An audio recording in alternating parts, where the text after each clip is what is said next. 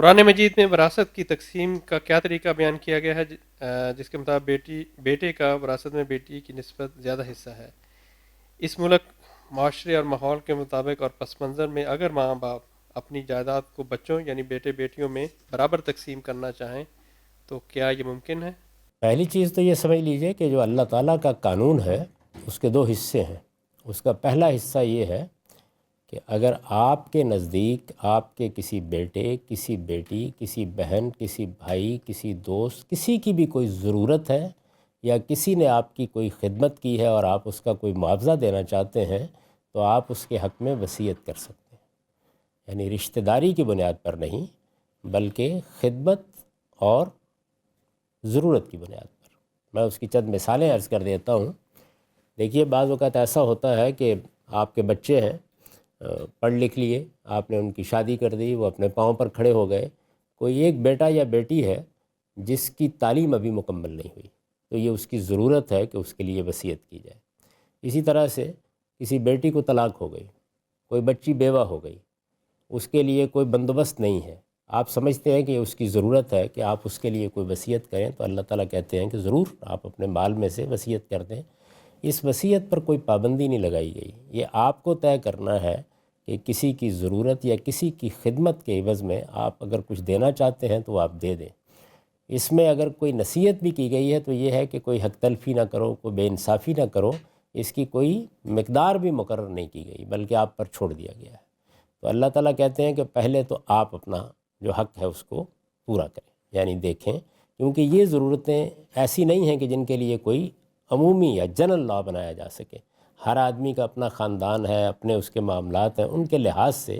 وہ اپنی بیٹی کے بارے میں وصیت کرنا چاہتا ہے، بیٹے کے بارے میں کرنا چاہتا ہے، جتنی کرنا چاہتا ہے، بس اس کو یہ بتانا پڑے گا کہ اس کی بنیاد کیا ہے، کیوں وصیت کر رہا ہے۔ کوئی ضرورت ہے، کسی خدمت کا عوض ہے۔ بارہ ایسا ہوتا ہے کہ آپ کے باقی بچے آپ کو چھوڑ کے چلے جاتے ہیں، کوئی ایک بچہ اپنا بعض اوقات کیریئر بھی خراب کر بیٹھتا ہے اور وہ ماں باپ کی خدمت کرتا ہے، ان کے پاس رہتا ہے، تو ماں باپ اگر اس کے لیے کوئی وصیت اس کی اس خدمت کے عوض میں کرنا چاہیں تو ان کو حق حاصل ہے۔ تو پہلے وصیت کی جائے گی،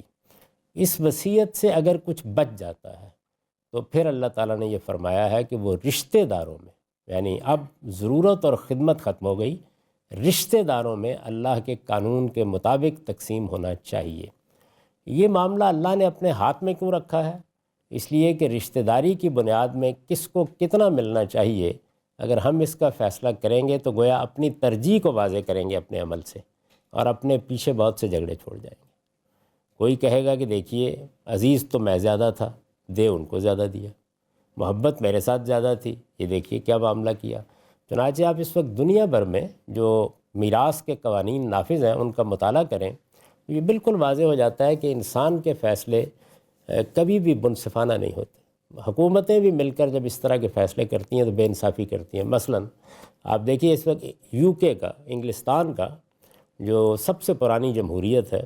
اس کا جو میراث کا قانون ہے، اس میں اگر کوئی آدمی دنیا سے رخصت ہو جائے اور اس کے پاس 1,25,000 پاؤنڈ کے قریب ہوں تو سب رشتہ دار محروم ہیں، پھر صرف بیوی کو مل جاتا ہے۔ اس سے زیادہ ہو تو بیوی کو کروڑوں پاؤنڈ بھی ہوں تو 1,25,000 پاؤنڈ سے زیادہ نہیں ملتا، باقی سارا کا سارا اولاد کو مل جاتا ہے۔ اولاد نہ ہو تو والدین کو ملتا ہے۔ تو یہ آپ خود اندازہ کر سکتے ہیں کہ اس کے اندر میں اگر تجزیہ کروں تو میں بتا سکتا ہوں کہ کتنی بے انصافی ہے۔ یعنی وہ والدین جنہوں نے آپ کو وجود بخشا، جنہوں نے پرورش کی، جنہوں نے کم و بیش آج کے زمانے میں 30-35 سال تک ذمہ داریاں اٹھائے رکھی، آدھی زندگی کے پیچھے وہ کھڑے ہوتے ہیں، وہ مکمل طور پر محروم کر دیے جاتے ہیں۔ تو اللہ تعالیٰ نے اس معاملے کو انسانوں پر نہیں چھوڑا، چنانچہ یہ کہا ہے کہ ضرورت اور خدمت کی بنیاد پر جو وصیت کرنی ہے آپ پہلے کر لیں، جو اس کے بعد بچے گا رشتہ داری کی بنیاد پر وہ اللہ کے بتائے ہوئے طریقے سے تقسیم ہوگا۔ پھر جب وہ طریقہ بتایا ہے تو اس سے پہلے یہ بھی واضح کر دیا ہے کہ اس کی بنیاد کیا ہے، یعنی اللہ تعالیٰ نے تقسیم کس بنیاد پر کی ہے۔ تو یہ فرمایا ہے کہ جس سے انسان کو پوٹینشلی زیادہ منفعت پہنچتی ہے، اللہ تعالیٰ نے اس کو زیادہ حصہ دیا ہے، جس سے کم منفعت پہنچتی ہے اس کو کم حصہ دیا ہے۔ یہ بالکل انصاف پر مبنی قانون ہے، اس کو جذبات کی بنیاد پر نہیں بنایا گیا، منفعت کی بنیاد پر۔ چنانچہ یہ بتا دیا ہے کہ لا تدرون ایکم اقرب لکم نفع، تم اصل میں نہیں جانتے، فیصلہ نہیں کر سکتے کہ کون منفعت کے لحاظ سے تمہارے کتنا زیادہ قریب ہے۔ تو رشتہ داری کو بنیاد بنا کر اللہ تعالیٰ نے یہ قانون دیا ہے، چنانچہ اس میں عورت اور مرد کی بنیاد پر کوئی فرق نہیں کیا گیا۔ مثال کے طور پر ماں اور باپ دونوں کی منفعت یکساں ہے، دونوں کا حصہ 1/6 1/6 ہے، یعنی ماں کا حصہ بھی 1/6 ہے، باپ کا حصہ بھی 1/6 ہے، اور اگر آپ دونوں کو جمع کریں تو اصل میں 1/3 یہ والدین کے لیے خاص کر دیا گیا ہے۔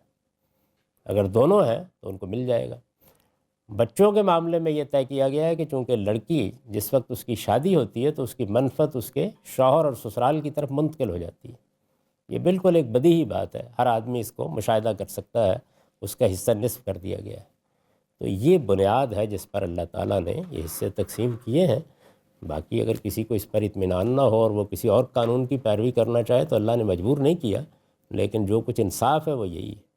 جذبات سے آپ کسی چیز کو دیکھنا چاہیں تو الگ بات ہے، اور پرفیکٹ لا ہے، یعنی پہلے ہمیں حق دیا گیا ہے کہ ہم ضرورت اور خدمت کی بنیاد پر وصیت کریں، جو کچھ بچ گیا ہے اس کو قرب منفعت کی بنیاد پر کس سے زیادہ نفع پہنچتا ہے، نفع صرف معاشی نہیں ہوتا، ہر لحاظ سے اس کا حصہ مقرر کر دیا گیا اور اسی لحاظ سے کم و بیش کیا گیا۔